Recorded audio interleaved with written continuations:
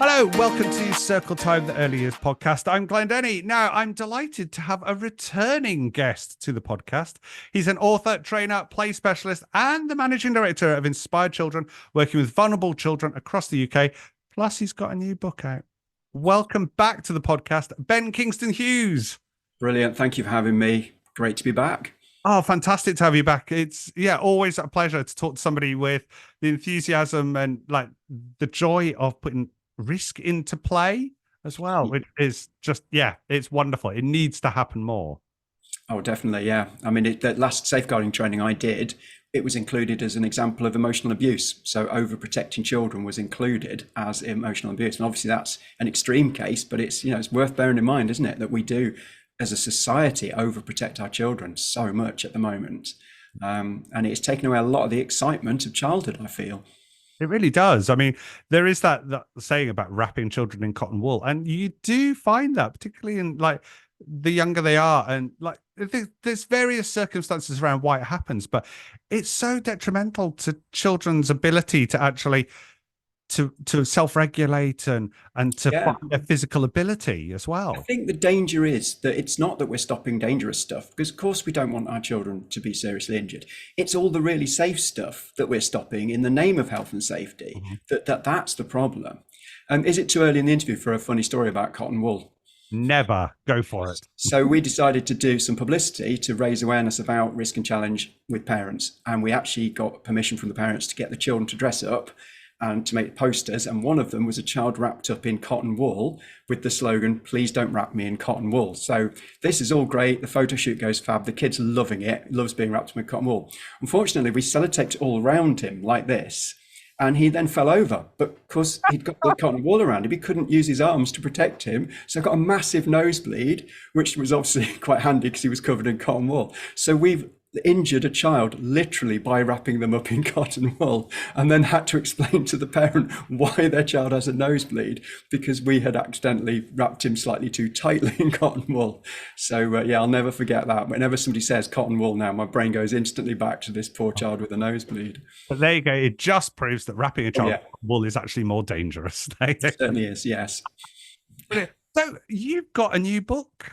Very surprising. As a play specialist, I've written a book about play, and that was me done. Thought that's it. I don't have another book in me. I'm a play specialist. I've done my book about play. That was hard enough to write, if I'm being honest, as somebody with ADHD. So that was it. I was done. And then just several things happened in quick succession that made me realize that there's something I believe is fundamentally missing from some of our children's lives, and it is joy. It's a really simple word. It's, people think it's very abstract, and, I know on the surface it sounds like I'm having a midlife crisis and telling everyone to go hug a tree because I've turned into a hippie, but that isn't the case. It's something I see working with some incredibly vulnerable children. Moments of joy are so transformative and life-changing. And this is a little word, but it's not mentioned once on the EYFS. It's not mentioned in national curriculum. It's not mentioned in development matters or the characteristics of effective learning, for instance. It's completely absent from any kind of training or theories to do with working with children. And yet I honestly think it's one of the most important things that you'll ever experience. So I wrote a book about joy, unpicking the neuroscience of joy, the biochemistry of joy, and hoping to prove that this is not something we can brush under the carpet. This is something that's absolutely vital for our children if we want them to thrive. And it was published, this month. So it's only just come out. Fantastic. I mean, you're right about that. I mean, I was sitting there and I was listening to you talking about joy and the transformative powers of it. And you're right. Brilliant example actually happened today. I was out with the children and we were just playing. And one of the children was she was very clingy to me and she just didn't want to do anything. But then she started watching some of the other boys. So one of our areas in the garden is a massive hill in the woods. It's brilliant. But they started getting some of the little tires, little go-kart tires. And some of the boys started rolling it down the hill. And she was watching and then all of a sudden she went to join in. And then, like you said, it was almost that you could see the joy spread across her face. She started doing it and it was just wonderful. But you're right, it's transformative. Yeah, and it's real. It's not an abstract concept. You can see when it's happening. You know when it's happening. You know, you've got children running around going, "This is the best day ever." That's that moment that we want all of our children to experience. And it's not. I was surprised to find that I'm not the only person banging on about joy. There are other bits of research. There are some incredible bits of neuroscience. There's other practitioners actually talking about this word. So I'm not alone. But it was, yeah, it's been a really interesting journey finding out about what it actually means and how we can define it so that we can make it happen more often for our children. And it's been fascinating. Just learning even the simple stuff about things like laughter. You know, laughter is one of the most amazingly powerful processes that humans ever go through. It has the most unique power to calm down our amygdala, the fear center of our brain. Apparently, people who laugh more live longer. It's, you know, we're better able to cope with pain if we laugh lots. It's an incredible thing. So I've done a whole chapter in the book about humor and laughter. I have recommended that all secondary school teachers have mandatory stand-up comedy training because it actually makes us learn better if we're laughing. And people who know me or who've seen my keynote speeches will know that I always try and make them funny. And the truth is, I'm not actually a very funny person. This is my family will vouch for that. I deliberately put in little funny stories about children because it makes people learn better when you're doing your training or your keynote. So it's vital is humor and laughter, and it's something again it's barely talked about, is it? It's true. I mean, actually, again, you every time we talk, like there's little bits that you say, and it's like it triggers a little memory. And I can remember certain teachers, particularly in secondary school, that had funny moments about things. And that I think it was one of my maths teachers. Now, bear in mind, I was rubbish at maths, still am. I'm absolutely horrendous with it. But I remembered more from his class because he was really funny and he made it joyful. It wasn't just drudgery. And then I think when I moved up a year, I got a different maths teacher.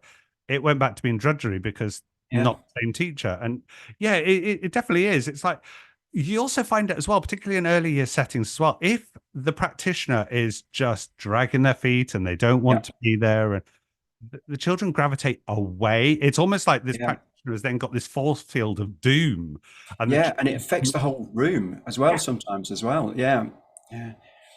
And it's no, vital that we get that fun back. And you're absolutely right. You make whole life choices based on the subjects that you like most. And when you unpick it, it's the teachers that made it fun and interesting and funny. And it turns out there's all sorts of neuroscience behind this, but there's filters in your brain that automatically focus your attention on stuff that's novel, fun, and interesting. And that means you actually use more of your brain's limited resources to work with that task, which means you're more capable at it. So mhm, you're not just focused more, you're not just remembering more, but you're actually better at that subject because it is novel or interesting or fun.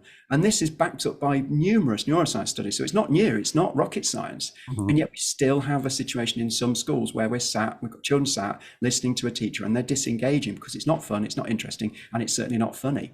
And you get a teacher that makes it those three things. You want to do that subject more, don't you? It's obvious. Again, none of it's rocket science, but it's so important. No, I mean, like another prime example of that was like just being ridiculous with the children this afternoon, which is what I do. I love it. If you can't be silly with the children, then why are you in this job? Basically. But I went running through the woods and they were all chasing after me. And then I think we were talking about monkeys or something because a monkey had escaped recently from a wildlife park and recaptured. And we were talking about this monkey, and one of the children came up and said, "I'm a monkey." So I said, I'm a gorilla. And I started beating my chest and making monkeys diving around. And the next thing, they're all chasing after me. And it's like, but it's just that moment that all of a sudden they will remember something about a monkey today and they'll go home and start talking about a monkey. I'll get parents coming to me tomorrow and go, what was that about a monkey?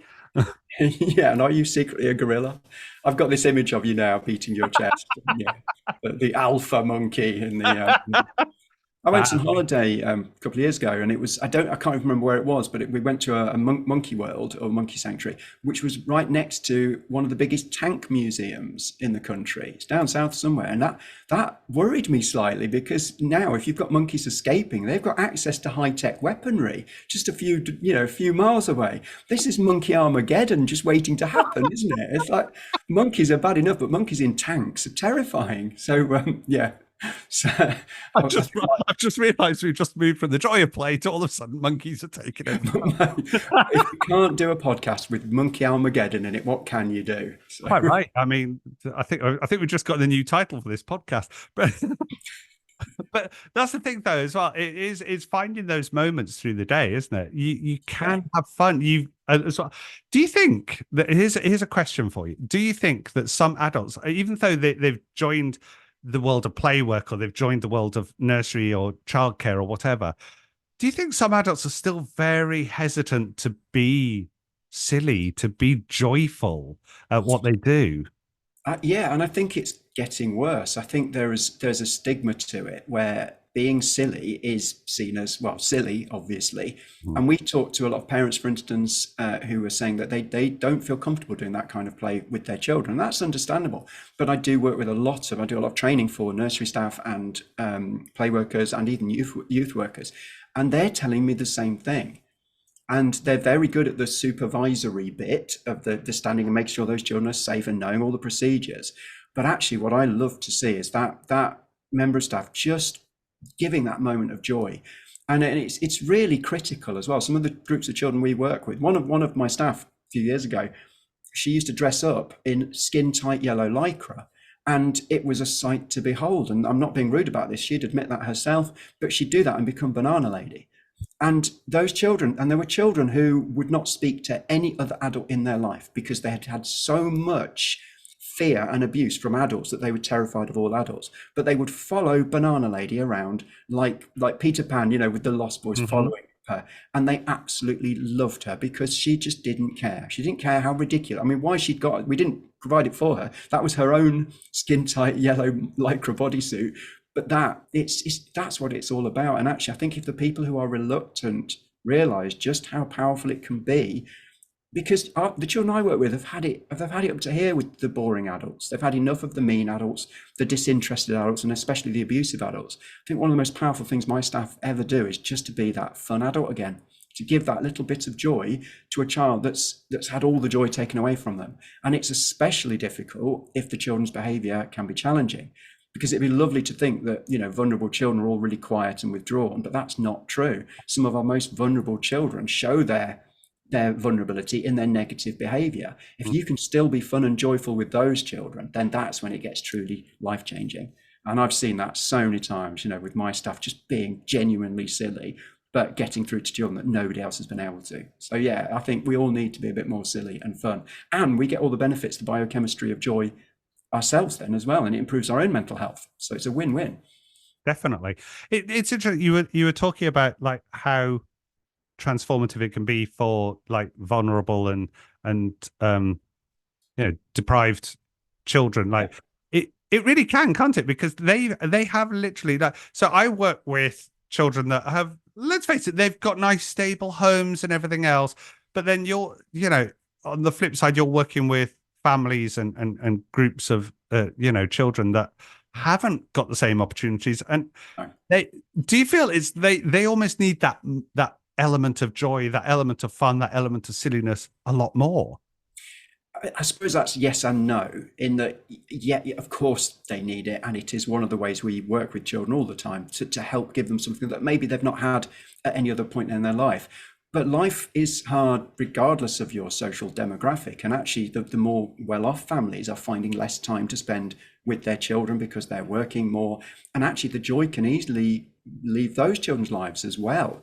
So I think hopefully in the book I've proved it is a universal thing. And yes, I do work with some of the most vulnerable children, but I also work with quite affluent, areas of children's groups, and they all need joy. And it can be just as missing from a child that's, that doesn't have time in their lives, or even anxiety in their home life. We're all struggling at the moment. Times are tough. There are families deciding whether to heat their house or buy Christmas presents, etc. But even the more well-off families, that they're having to work longer hours, and there's still the stresses. So I think, yes, our vulnerable children need joy, of course they do. But I also think we all need more of it. Adults, children, society as a whole, we all need more joy. Well, do you think it's again? I'm kind of like visually in my head. I'm kind of thinking of sort of aspects of that section of society that it's almost like, well, we've got children just now that don't know how to play, but then we've got parents as the layer, but like they don't know how to play, but then it's almost like their parents didn't know how to play. So it's filtering down that people don't know how to play, which is quite a Yeah, sad. It's really quite a sad thing that you don't know how to play. it is, and it's actually a lot more nuanced than that because all children know how to play. It's instinctive. It's built into the most primitive parts of their brain.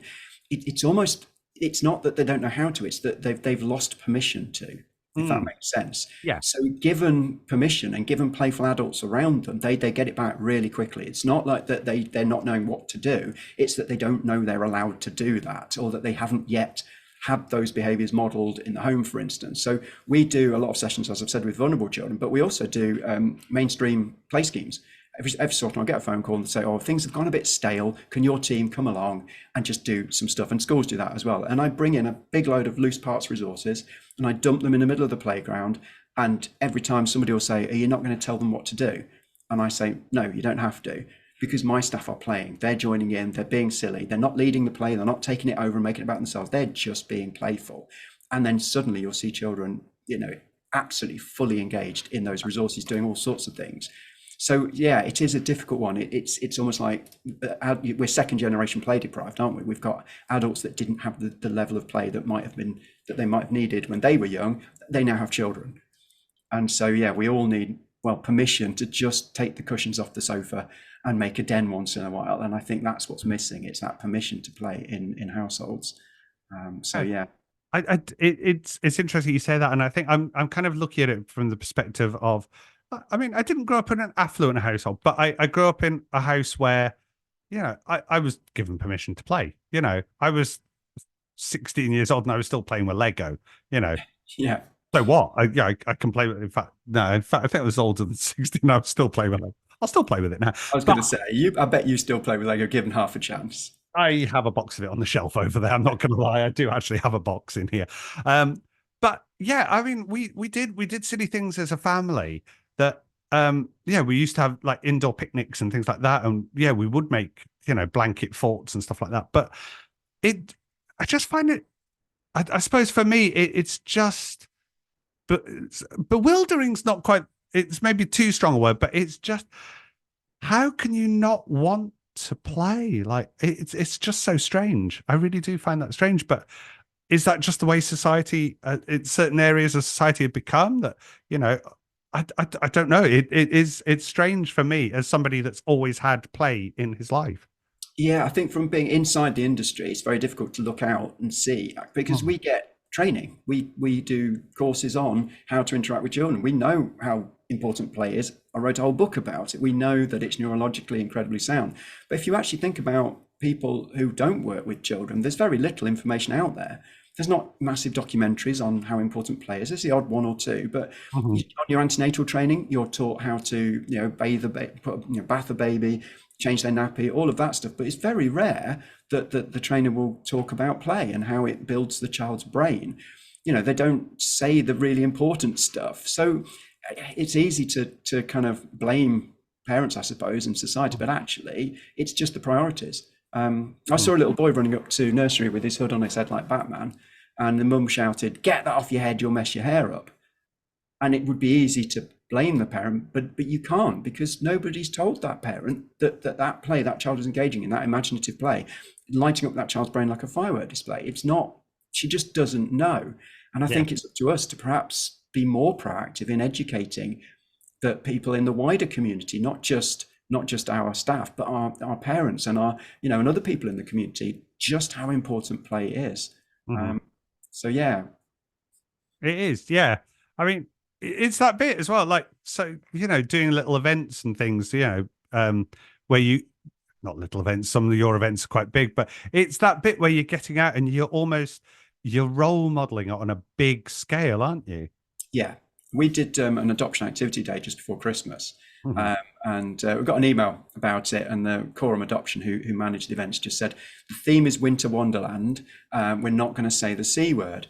Now I'm looking at this email, and my brain did not go where they thought to us, and I'm honestly confused by this. I'm going, what? That's awful. Why would we? My wife's going, it's Christmas, you idiot. And I was like, oh yes, right, okay. Now it makes a lot more sense.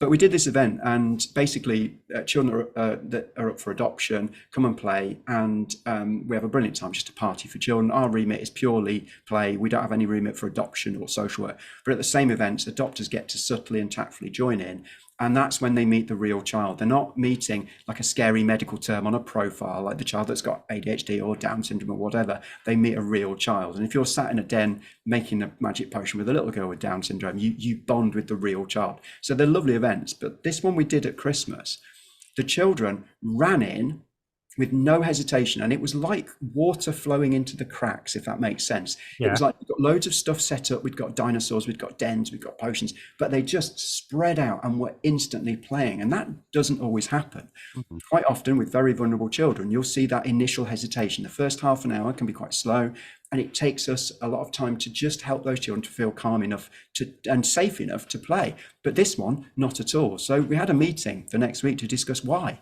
Why was that one so good? And we realized something straight away. I'd got a new staff team, and without me asking them to, when the children ran in, they were already lying on the floor in amongst all the play kit, just playing. And because my staff were doing that, some of the quorum volunteers that were there, they were doing that. They were sat or lying, already playing. We'd briefed the adopters and we told them that even if there are no children there, you play too, because that will relax you in what could be a stressful situation. It will help you to feel calm. And if the children see you as playful adults, they'll come and join in. So they ran in and saw a bunch of adults just on the floor playing, and there was no hesitation then.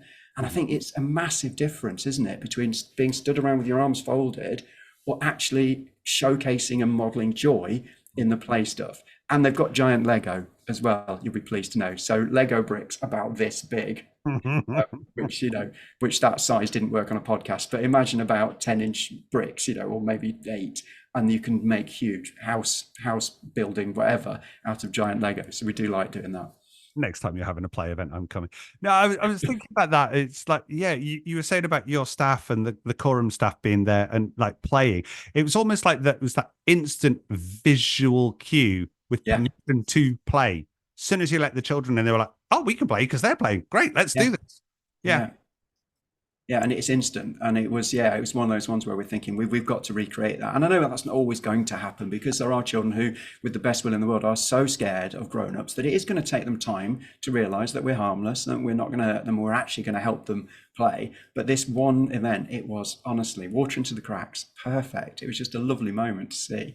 And I think that's what we need to remember, is that children will play, they know how to play, but they need that permission. And that, even if it's not overt permission, if it's just a bunch of adults lying on the floor, I mean, not drunk, doing their job properly, that's going to invite those children to play. So It yeah, we is. love doing that. I think that's a key word for me as well. You just said that there, inviting. You want them to come in, you want them to play, and that's what I like. It's so. I mean, for my setting where I am, it's the children come in, they know it, it's familiar. They will go and play. They know what's there. They will happily use it. I mean, some of them will take it literally every single loose part we had in the garden and dumped it in a corner, but it was their thing. And I said, oh, that's fine, on you go. But, when you finish with it, put it back where it belongs after you finish. I wasn't interrupting their play, but I was just reminding them that when they have finished, they've got one responsibility and that's it. But I left them to it. And well, I kind of stepped back and I watched, and there was all sorts going on, but more and more children. So one small group of about 3 or 4 boys started putting all the loose parts and doing whatever it was they were doing with it. But then, because they were doing it, it then became an invite for their peers, and younger ones and older ones all came in as well. And it's lovely to watch as well. Yeah, yeah, and they're the days when the adults' intervention can be absolutely minimal, because Mhm. all the learning, all the development, and all the exploration, it's all going on. And it's Mhm. basic attachment theory, isn't it? I mean, it's if the children feel safe, they're much more likely to explore whatever you've got there. If they don't feel safe, they're much more likely to stay near to you and not want to go off and explore. And it's really simple stuff, but honestly, it's brilliant when it works, isn't it? Yeah. It's like we've used the word before, but transformative. It's like you're watching them actually just sort of they don't need you. You're just there on the peripherals watching Yeah, and the observations. And for us, it'll be like next steps and learning and development and that. But yeah. everything they're doing, it's come from their own mind. They're communicating with each other. Like play is this huge world of things, and Yeah, it's yeah. so crucial. Yeah. Well, I'll tell you what inspired the book on joy, what finally made me decide to write it. And that was another child at an adoption day. And he was already sat on an adopter's lap and they were making magic potions. Magic potions, just green food colour and glitter, Mhm. really simple stuff. But what that little boy doesn't know is we've got a light box that we've made. It's the really cheap bit of kit. It's a torch in a box, basically. Mhm. So it's not like an expensive one. But he doesn't know that when he puts the potion on the torch in the box, it's going to glow. So he Mhm. puts it on the box, it starts glowing, and the little boy starts shaking. And in the end, he shook so hard that he ended up squeezing the potion as hard as he could. And you guessed the rest. It shot straight out, hit the adopter in the face, all over his white shirt, which was funny because he kept saying, "Oh, it does wash out, doesn't it?" I'm going, "Yeah, of course it does. It doesn't at all." No. But there's a moment of hesitation, and then they both burst out laughing, and that's joy. Mhm. That made me realize it's not a made up thing. It's not abstract. This is real, a real visceral feeling that made that child have to physically react to it, and that's what inspired me to start writing about joy. So yeah, I pitched the idea to the publishers. They Mhm. said, yeah, this is needed, especially in a post-pandemic world. And so yeah, a whole book about why children need that exact feeling. And there is some wonderful biochemistry that explains all that, because it turns out that we all produce dopamine, which is a wonderful feel-good hormone. It's part of Yeah. our reward system. We produce it when we eat a lovely meal. One of the theories about ADHD is that our dopamine receptors don't work as well, so we need more stimulation to get the same reward. But anyway, the thing that I found out is that dopamine production is massively ramped up. It's a wonderful chemical, antidepressant. If the happiness is surprising or unexpected, we produce way more dopamine. Mhm. So everybody watching this knows that if you get a pay packet, you get your wages, you feel amazing, don't you? But if you find a tenner in your jeans pocket that you didn't know was there, That's that even better. happiness lasts for hours, doesn't it? That's amazing. And that's because even though the £10 note is smaller amount of money, well, hopefully, then the happiness is more because the dopamine production goes through the roof. So the little boy who saw that potion glow for the first time ever was doing all the wonderful bonding stuff, all of the attachment stuff with the adopter, all of the play, all of the benefits from the first book. But he was also getting a massive hit of dopamine because he wasn't expecting that wonderful glowing potion to happen. So there's so much science behind it. It's not a nebulous concept. It's not abstract. It's absolute concrete neuroscience that we need our children to experience joy. Definitely. It was like listening to that kind of story of the little boy and the adopter. It was that shared connection as well that, Yeah. when you said they burst out laughing afterwards, and that will just make them feel even better. And there's that closeness, that connection that has been brought together by that act of play. Yeah, and it's that's what the events are about. We're creating forever families by those connections, and these projects have created more forever families than any other project that's ever been tried. So they're incredible. We've done them for 10 years now. We've been in 3 documentaries that have been made about the projects. I'm always looking ridiculous. I don't know what it is, but I look like a ferret on every single piece of video or photographs. I don't feel like I look like a ferret, but I think maybe the world is trying to tell me something, that maybe I actually look like a ferret. But yeah, I've been on TV running in slow motion, dressed as a superhero with purple tights on, in soft focus in this beautiful slow motion run. So yeah, these events are wonderful, and it is all about those bonds. And that's the moment when we step back once we've got that wonderful, and it has to be played. That's what works so well. And in fact, the initial pilot scheme, this is why we were brought in, because they were struggling with the pilot scheme, because they thought children's party, bouncy castle, balloon modelers, and it was basically adults watching children have fun. So there's no bonding going on. So they Yeah. brought me into a meeting 10 years ago, just as a play specialist, as a consultant, and I said, dens. Let's make dens, because you have to do that together, that you then get to sit in them and you feel amazing doing it. And that was my first suggestion. I said, it's got to be stuff you can play together. And they said, well, can you provide a team for it? And I went, yeah, okay, we'll do that. And so 11 years later now, we're still doing these events, and we do them all over the country, and we just help find forever families for children. It's one of my favorite bits of work. I can imagine. I just think it would be amazing because, again, it's going back that phrase I just used previously, that shared connection. We all have a shared connection to play. Like you say, whether we've been given permission or not, yeah, we all want play. And play is its own universal language as well. So, Oh yeah, just adults and children playing together. Like you say, you got, when it was previously the bouncy castle and the balloon modelers and all that, that was like, that's for the children. Here's the tea and coffee for the adults, and there That's was a it. Yeah. divide there, wasn't there? But Yeah. whereas setting up just a whole hall full of play and den making and potion making and giant Lego, still jealous. But that's for everybody. That's everyone is included. Yeah, it makes a massive difference. And we brief the adopters before we start. We say, make sure you smile, obviously. You know, Mm. make sure you get down to a child's level, but do play. And there's been some lovely, lovely occurrences where adopters have just come along and played by themselves, with no children around because they're a big venue. So there are times when there's not that many children with you, but they've just sat there making like a den or a tower out of cardboard boxes. And then the children will approach them, and then you see the lovely bonding happening. And it's playful adults again, just helping those children experience joy. And it's a lovely thing to see. We do enjoy their hard work though. There's too many adults, so it's a really weird setup. Some of the venues can be really challenging. You've got really high ceiling. I know it Mhm. sounds obvious, but all the conversations become much more difficult because the sound is lost and it doesn't Yeah. feel as nice. But we always make the best of it, and even the ones where we struggle, there's still lots of expressions of interest, and there's still children's lives changing. So no, we love doing them. But yeah, hard work but good.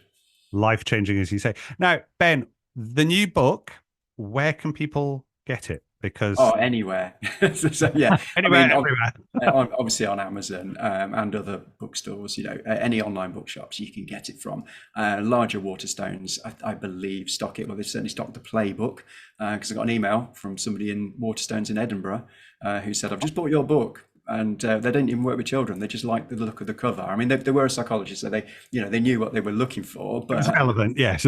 sent me an email to say how much he'd absolutely loved the book. And yeah, so yeah, another lady's just bought the book on joy and emailed me to say that the chapters where it talks about the lack of joy are actually quite tough to read in terms of they're really sad. She says, but the rest, the whole book it's just beautifully written, which is lovely to hear because I'm not a writer. I'm somebody who works with children. I have ADHD. I struggled in school, so it is so gratifying to hear that somebody's actually liked the writing, not just the content. So that's, yeah, but there are challenging bits in the book, of course, because we have to talk about what an absence of joy does to children. And I put off writing them. I put off writing that chapter in particular, till right at the end because I didn't want to go through it myself. But Mhm. it has to be taught, and it's not always taught properly. What anxiety does to a child. We still use educational methods in this country that actually make children anxious. If we knew that anxiety fundamentally stops children learning, we would change it. But we don't because it's not taught properly. And so we still keep doing these same old things that make a child feel anxious and then fundamentally impair their learning, their development, and their well-being. So, sorry, that's a bit of a dark note to to Oh, but talk about. I think that actually, you summed it up why play and the joy of play is so important. It really is. Yeah, I Brilliant. mean, it is the genuinely. I mean, this is what I've tried to prove in the book about joy. Is it's the difference between a child struggling and a child thriving.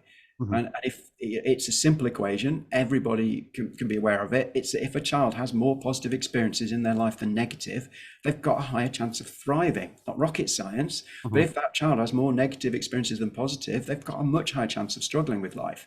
And it's not about time. It never was. It's about quality. So if you spend a few hours a day with a child, and like after school club, for instance, you might only have 2 hours with a child. You can still profoundly impact on that child, but you've got to make those 2 hours the most joyful that you can, so that that child can then helps protect them against the anxieties of the rest of their life. And even small amounts of contact with children we now know can be life changing. So, if you're in a nursery setting, you're probably primary caregivers. You Mhm. probably have more quality time if you subtract like sleep and stuff with those children. So your impact on those children is nothing short of profound, because you can give them a joy that they might not necessarily have in the rest of their life. So you're all primary caregivers. You sure to get a massive pay rise for anybody that works in early years. I've got a recommendation for you. So I've been looking at how animals, nurturing and how caring for animals and stuff. I did a big speech for an animal charity, and I said that cats don't have empathy. Now, long story, it's because we were looking at the upper brain, but I did offend a few people. And so I had to then backtrack and say, no, no, cats are lovely. They can be nurturing. They can, I've got cats, they're fab, all of this. But I then had to say, well, I've done loads of work with alpacas. And there's a special school that has alpacas wandering around at lunchtime. So the children, if they get stressed, and so normally that would be negative behavior then, because it's the stress that causes the negative behavior, they can go and hug an alpaca and that calms them down. And they've massively reduced incidents at lunchtime because they've just got alpacas. So I'm now recommending that all nursery staff get, instead of a company car, a company alpaca, because it's both transport and nurturing all rolled into one. We rock up to work with this big fluffy headed alpaca, and then we get off, and then the alpaca works with the children as well. It's got to be done, hasn't it? So I'm now recommending alpacas for everyone. I do alpaca walks and stuff with vulnerable children, and it is miraculous just how much they love those animals. So yeah. I'm going to have to go into work tomorrow, check out my budget sheet and see if I've got enough to buy an alpaca now. I don't know how much they go for, but they are honestly incredible creatures, really gentle.